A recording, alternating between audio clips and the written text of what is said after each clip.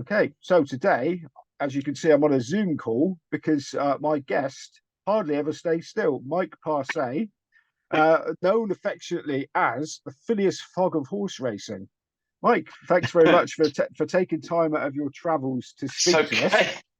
I have So to say, the first thing I had to do when you referred me to that is actually go and find out who on earth Phileas Fogg is, because I didn't have a clue.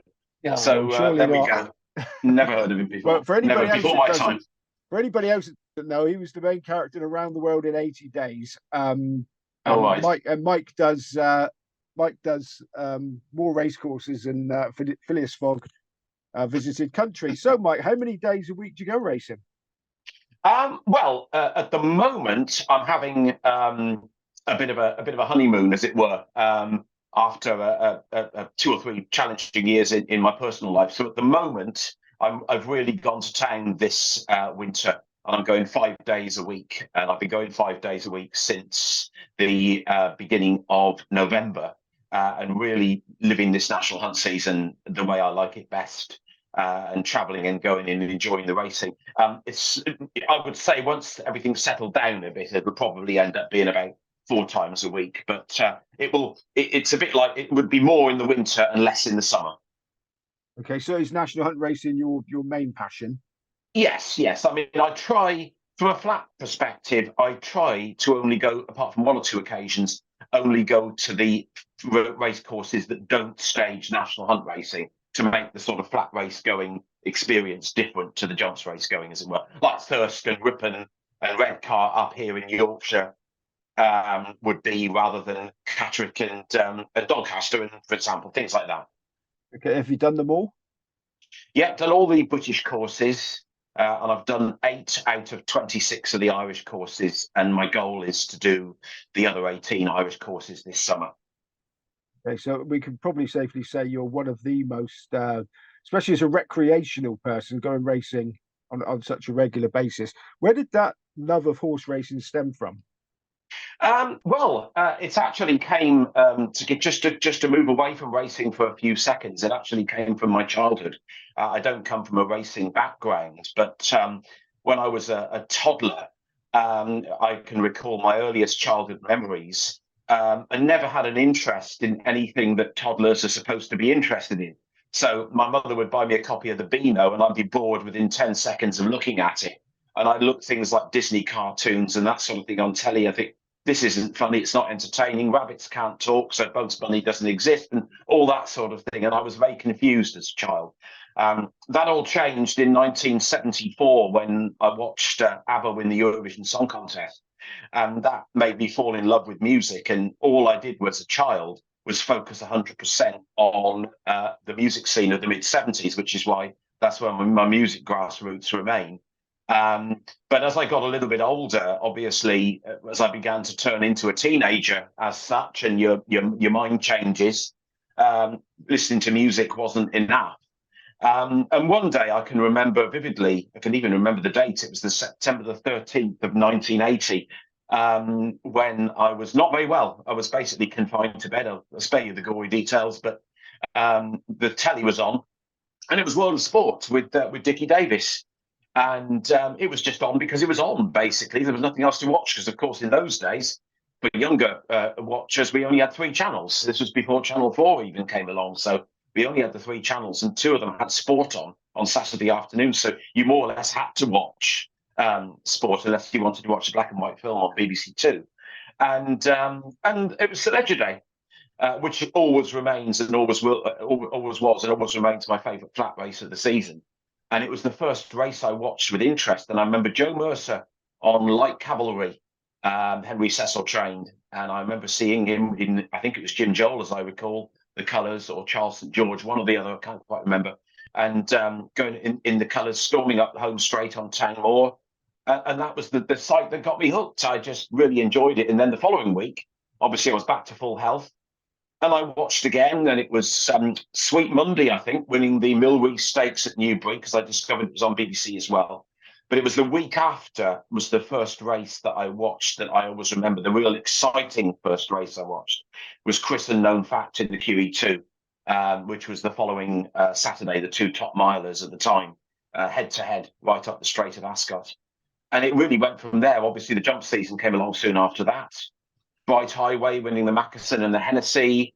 Bresciero, Jenny Pittman's first big race winner in the Massey Ferguson. Narvik in the Welsh National. And I just watched it every week through the winter. And it was just, that was it. It was from there on. And then in the summer of 81, I started compiling a scrapbook and kept cuttings of every race meeting until I left school, basically. And then obviously the passion carried on as I turned into an adult and started doing the responsible stuff. Were your parents sort of encouraging of this new love of horse racing? They were tolerant. I think it's probably fair to say they let me do what I wanted. And my mum, in particular, did take a bit of an interest and watch it with me sometime on the TV, particularly in the latter years of her life. When within the last 10, 15 years, she used to watch it with me every Saturday when I was with her. And my dad was fractionally interested, but I mean, they didn't disapprove. They were quite happy for me to do so, but it was, yeah, they were okay. Okay, now you told me that racing became a hobby rather than a living for you when you became of working age. Yes. And you made your living talking. Can you tell what were you doing? Yeah, that's probably the only thing I'm any good at. It's well, I was an IT salesman. I still am. I mean, I've been an IT salesman for 37 years. I've worked. My first job was in Swansea. Was obviously my parents. So I should explain. My parents were in West Wales, so my first city of work was where the first two places were Llanelli and Swansea. So Ffos in some ways has been a bit of a local course to the family home in recent years. I worked in Swansea for 18 months for a trade union, showing training courses around on a database. And then I got a job in Birmingham, fell in love with Birmingham, came up on my 20th birthday. That was the 1988 Magnet Cup, which I seem to remember was a dead heat, but maybe I'm mistaken on that. I got offered the job, saw the job advertised in the Birmingham local paper, accepted that, and I've been there ever since. And basically, I'm a salesman, IT equipment, which I sell into the NHS and local government. I'm not a technician. I don't recommend products, but if it doesn't turn up on time, it's my fault. Okay. Now you've told me that you've been diagnosed as autistic, which might come as a surprise to people listening to it. It wasn't until you were 44. I mean, how does it manifest itself? Well, I cannot deal with numbers and figures. I have anxiety attacks, and a lot of things that people do very naturally, I have to work to do. And there were sort of things when I was younger, it was like, when I was sort of going out in youth hostels and that sort of thing, walking weekends and stuff, why does it take me twice as long to have a shave than most people, and things like that? And I think in boxes, so that's why I can't drive. I can't focus on two things at once. Like, I'm talking to you right now, but if, for argument's sake, one of the cleaning ladies knocked on the door of this hotel room, I would completely have forgotten every word that we've just been talking about, and things of that nature. Things that a lot of people find very easy, such as things like rewards websites, where you accrue points to get discounts and that sort of thing. I can't cope with those. There's too many numbers. There's too many things to actually think about to know what's happening on there. It's just too much for me to handle. So anything involves usually numbers or thinking or that sort of thing. And also I have severe anxiety from time to time, things of that nature. That's why I'm so grateful. Bobby Beavers has done an absolutely fantastic job to raise awareness of things. And it was at work when they saw I was struggling with basic tasks. They advised me to go and get checked by a psychologist. And I went through a load of tests, shapes and all that sort of thing. Reproduction of data was the thing I failed most in. And that's where they made the diagnosis. Once they made the diagnosis, I went online, analysed the diagnosis, and all those pieces of the jigsaw puzzle fell into place as to why I failed to do certain things as a younger age.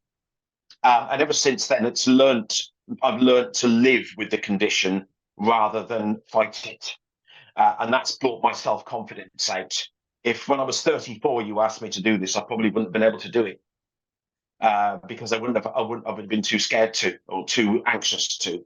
Whereas since I learned I had it, it made me live with the condition rather than fight it. Now, you mentioned Bobby Beavers as this autism in racing. Yeah. There's been a much broader understanding of the condition in recent years. I mean, how's that positively affected you?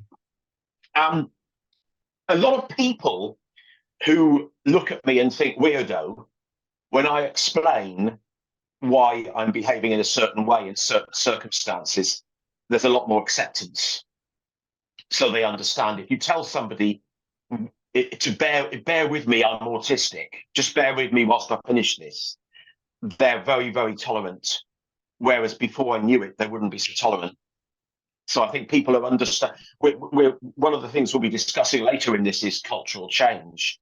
And one of the cultural changes is acceptance of so much more now that used to be considered almost frowned upon and ignored. And like my mother, for example, she refused to accept I was autistic even till the day she died. She thought it was a load of nonsense. But she was born in 1938, a very, very different age than we live in now. But I think that acceptance and that sort of understanding of each other's how we are is probably one of the best things that's happening in the world, certainly in our country at the moment. Okay, now I just want to finish. We got some topics you want to talk about. We'll do in part two. Mm-hmm. But I was interested. You say you considered the years 1981 to 83 inclusive the two greatest years in sporting history. Why is that? Okay, let's just. I think probably what I should have said there was racing history. Okay, there were a few sporting events. I think everybody. I think when you look back on your life, everybody looks back on their life. Probably the most significant years and the best years is when you first discover life as a young teenager. You stop being a child and you become an adult and you become a lot more aware of what's going on in the world, and you start to embrace the things that make you happy, and you start living your life rather than being a child. And I think I would argue that most people probably think those are probably the most significant time of their life.